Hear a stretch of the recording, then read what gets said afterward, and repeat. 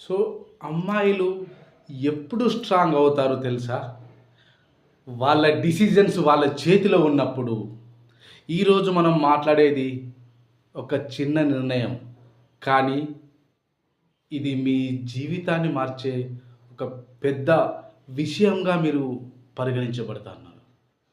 ఎందుకంటే ఈ చిన్న విషయం ఎంతసేపు మనం అమ్మాయి పుట్టగానే అమ్మాయి ఖర్చుల కోసం, ఆమె పెళ్లి కోసం, ఆమె చదువుల కోసం రకరకాలుగా ఆలోచనలు పెట్టుకొని చివరిగా ఏందంటే మన కూతురు పెళ్లి కోసం అని చెప్పేసి 10,00,000, 20,00,000, 30,00,000 అమౌంట్ సేవ్ చేయాలనుకుంటాము. ఎందుకంటే కట్నంగా డబ్బులివ్వడానికి, చేసుకునే వరుడికి డబ్బులివ్వడానికి, కట్నం రూపకంగా ఇవ్వడానికి చాలా పరితపించిపోతాము. చిన్నప్పటి నుండి తన పెళ్ళయ్యేంత వరకు కూడా. కట్నం డబ్బుల కోసం. My dear friends, my dear parents, కట్నం డబ్బుల కోసం కాకుండా మీ కూతురికి బంగారు భవిష్యత్తు ఇవ్వడానికి మంచి ఎడ్యుకేషన్ ఇప్పివ్వండి. ఎంత డబ్బు ఖర్చయినా పర్లేదు.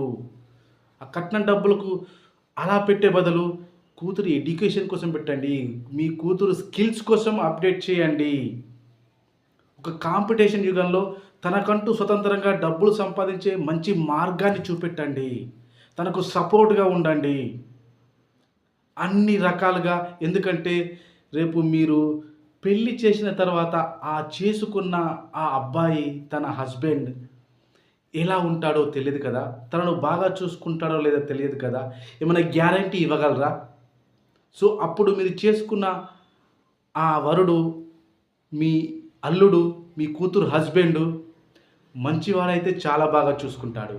అదే మంచివాడు కాకపోతే మీ అమ్మాయిని రోడ్డున పడేస్తాడు. బాధ్యత లేకుండా ఉన్నాడనుకోండి, అప్పుడు మీ అమ్మాయికి బాధ్యత తీసుకోవాల్సి ఉంటుంది. ఆ బాధ్యత ఎప్పుడొస్తుంది?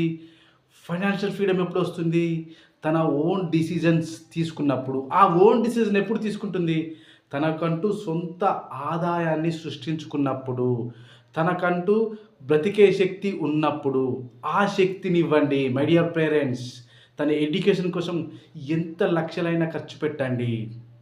తన అప్డేట్ స్కిల్స్ కోసం టెక్నాలజీ పరంగా, ఫైనాన్షియల్ నాలెడ్జ్ పరంగా, పబ్లిక్ స్కిల్స్ పరంగా, ఎనీథింగ్ ఏదైనా ఆమె నిజంగా స్వతంత్రంగా బతకగలిగినప్పుడు ఆమె ఎక్కడైనా, ఎక్కడున్నా, ఎవరిని చేసుకున్నా తను హ్యాపీగా బతకగలదు.